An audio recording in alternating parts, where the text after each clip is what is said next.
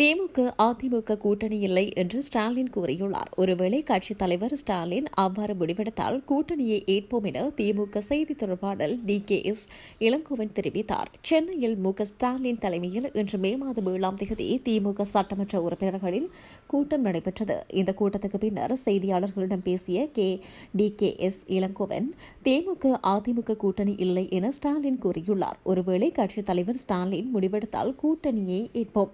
தமிழக வெற்றிக் கழகத்தின் ஆட்சி அமைவதை நாங்கள் தடுக்கவில்லை. நாங்கள் ஆளுநரிடம் அனுமதிக்காதீர்கள் என்றா சொன்னோம்.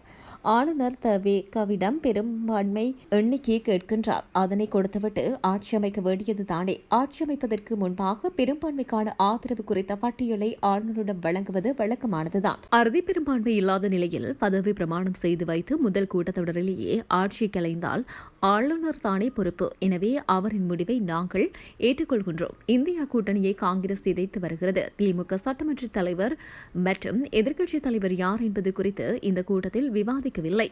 அரசியல் ரீதியாக பாஜகவை எதிர்க்கும் கட்சிகளை எங்கள் கூட்டணியில் வைத்துள்ளோம் என்று கூறினார். இதே நேரம் இன்றைய கூட்டத்தில் அவசர முடிவுகளை கட்சியின் தலைவர் என்ற ரீதியில் எடுப்பதற்கு ஸ்டாலினுக்கு அதிகாரம் வழங்கப்பட்டுள்ளமை குறிப்பிடத்தக்கது.